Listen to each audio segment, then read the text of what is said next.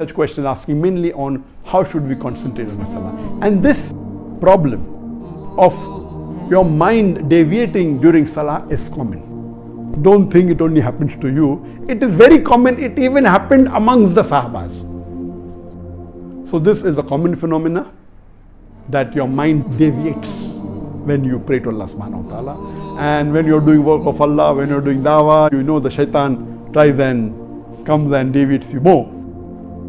And just to make it a light moment, once an imam was praying salah, the Maghrib salah, and after the salah was over, the muttadi says that, Imam, you have prayed only 2 rakat. Imam says, no, I prayed 3 rakat.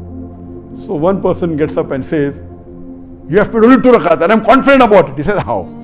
Because in my Maghrib salah, I calculate the profits of my business. Now I wasn't able to complete it. That means you have not finished all the 3 rakat. Anyway, this is just a joke, just for a light moment. So your mind does deviate, and though it's a joke, it's a reality. People do even calculate the profit. They even think, which business should I deal in? Should I deal in biscuits, or should I deal in cold drinks, or should I deal in textile? It happens. I've given a full lecture on this. Salah, the programming towards righteousness, which is available on the YouTube. When you read your salah, I always say that most of the Muslims, they don't understand Arabic as a language.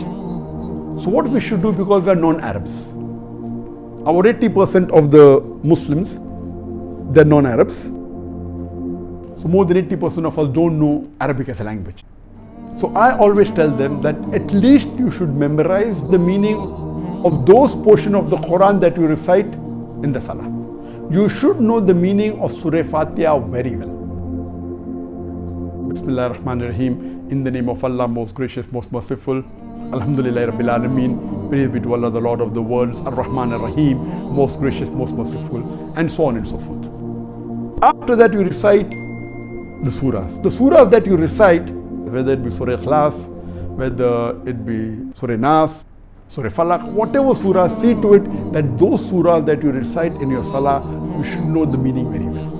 Now when you are reciting the Arabic portion in your mind, because you don't know the meaning, only a small portion of your mind is occupied, maybe 5%. 95% of your mind is free. And most of the Muslims, you ask them to recite Surah Fatiha from the middle of the sleep, they will be able to do it. So only a small portion, so the remaining is blank. That's the reason it keeps on wandering. Now, when you recite in Arabic, and when you also at the same time translate at the back of your mind, recite in Arabic, at the back of your mind the meaning is being translated. Now more portion of your mind is occupied, less chances it will deviate. Those who know Arabic as a language, besides reciting, also concentrate on the meaning. It will deviate less. Now once you start doing this, maybe after a few months, it becomes mechanical. You're reciting in Arabic, you know the translation so well, you can say it in the middle of your night, in the middle of your sleep. So what? Then besides even recollecting the meaning, also concentrate on the meaning. A human being cannot concentrate on 2 things together. You can concentrate 50-50%. For example, while driving a car, you are concentrating partly and also talking, no problem. But if you're reading a book, you can read a book and even listen to something else, but your concentration is divided. But if 100% you want to concentrate on reading the book and the meaning, you cannot do 100% reading the book and understanding the meaning and doing something else. No. So similarly, when you are reading the salah, in your salah, when you are reciting the Quran, recollect the meaning, concentrate on the meaning. The more you concentrate on the meaning, less will your mind deviate. And less chances these evil thoughts will come. Less chances you will think of something else. But to concentrate, you should know the meaning. If you don't know the meaning, how will you concentrate? This is the most important factor for concentrating and for getting khushu in salah. And you try this, it will get you wonders. But your concentration level also keeps on differing.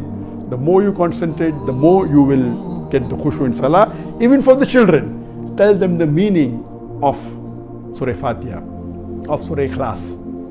And that time it's not necessary that you have to think of something. Concentration itself occupies your mind. You don't have to see an image. I don't see any image.